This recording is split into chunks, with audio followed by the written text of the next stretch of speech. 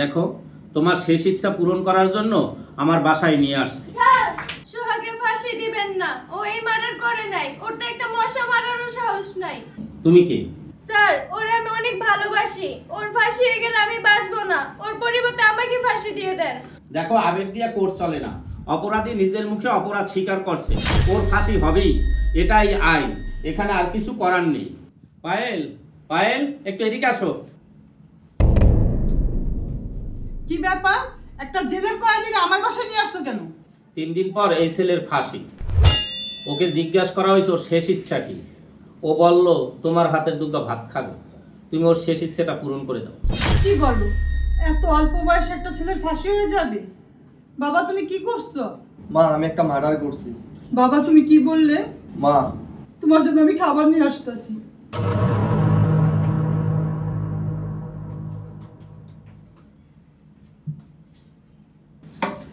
বাবা তুমি বসো। বাবা তুমি নিচে বসো কেন? উপরে বসো।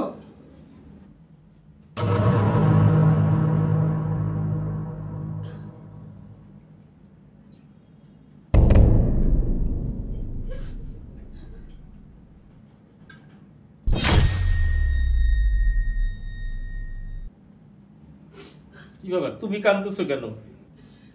আমি কাঁদতেছি ওরে দেখে, আমার ছেলের কথা মনে পড়তেছে। আজকে যদি আমার ছেলে বেঁচে থাকে তাহলে ওর মতোই হয়েছে। এত অল্প বয়সে এই ছেলেটার ফাঁসি দিয়ে দিবা?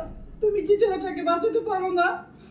ও অপরাধ নিজের মুখে স্বীকার করছে, ওর ফাঁসি হবেই। স্যার, সোহাগের ফাঁসি দিবেন না স্যার। সোহাগ মার্ডার করে স্যার। আমি মার্ডার করছি স্যার, আমাকে ফাঁসি দেন স্যার। বুয়া, তুমি মার্ডার করছো মানে? স্যার, সত্যি আমি মার্ডার করছি স্যার।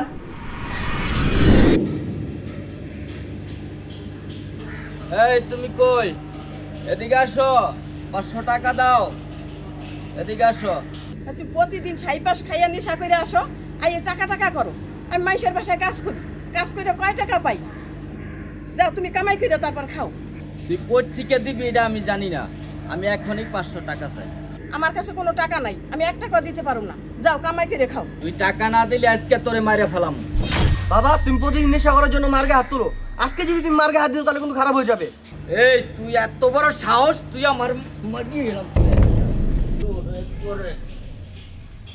মা,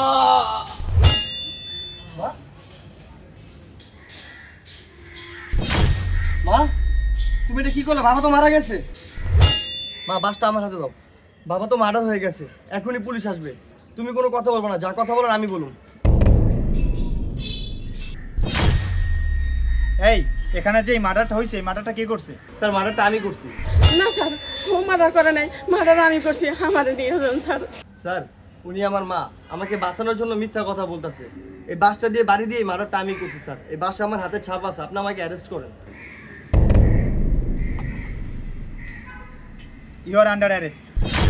স্যার, স্যার ওরে দিয়েন না, মার্ডারটা আমি করছি স্যার, ও করে নাই, আমার ছেলে করে নাই স্যার। স্যার ওরে নিয়েন না স্যার। স্যার ও আপনাদেরই ছেলে পারবেশ, ওরে আপনি বাঁচান স্যার। ও আমার ছেলে মানে? হ্যাঁ স্যার, আমার তো কোনো সন্তান হয় না, এই জন্য ওরে আমি চুরি করে আনিছিলাম। স্যার ম্যাডামরা ডাক্তার দেখে নিয়েছেন, ডাক্তার কি কইছে? রিপোর্ট দেখে তো ডাক্তার ভালোই বলছে, 15 দিন পর ডেলিভারি ডেট দিয়েছে, আমাদের ছেলে হবে। আর বুয়া শোনো, আমরা দুইজনেই চাকরি করি, আমাদের ছেলে হইলে তোমারই কিন্তু দেখাশোনা করা লাগবে। কি কোন স্যার? দেখবো না মানে? আমার তো কোনো ছেলে মেয়ে নেই, আপনাদের ছেলে হইলে ওরে আমি মাথায় করে রাখবো।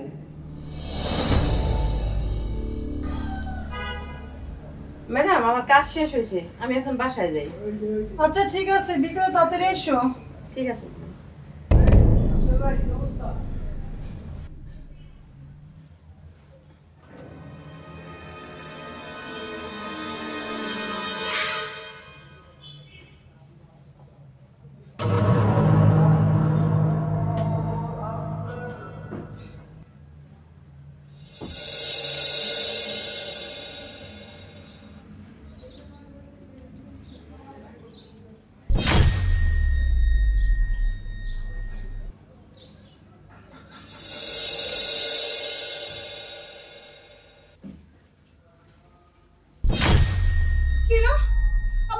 গেল কই? খোকা খোকা খোকা তুমি বই পড়তেছো এখানে? খোকারে তো কোনো জায়গায় আমি পাইতাছি না। কে জানে আমার খোকারে চুরি করে নিয়েছে। তুমি আমার খোকারে আইনা দাও। আরে শান্ত হও, তুমি কি বলো? 1 মাসের বাচ্চা কই যাবে? আমার খোকারে আইনা দাও। আচ্ছা আমি দেখতেছি বিষয়টা, তুমি একটু শান্ত হও। তারপর আমি আপনাদের বাসায় কাজ করছি যাতে সন্দেহ না করেন। ও যে আমার ছেলে, ও কি জানে? জি স্যার, আমি জেলখানা যাই ওর কাছে সব বলে আসছি। বাবা, তোর আজকে একটা সত্যি জানা দরকার, আমরা তোর বাবা মা না। কি বাবা মা? তোমরা আমার মা বাবা না? তাহলে কে আমার মা বাবা? ওই জজ সাহেব আর জজ সাহেবের ওয়াইফ তোর বাবা মা। স্যার সবই তো শুনলেন, আমারে ফাঁসি দেন। অফিসার, পারভেজের হাত করা খুলে দেন আর নূরজাহানকে অ্যারেস্ট করেন। জি স্যার।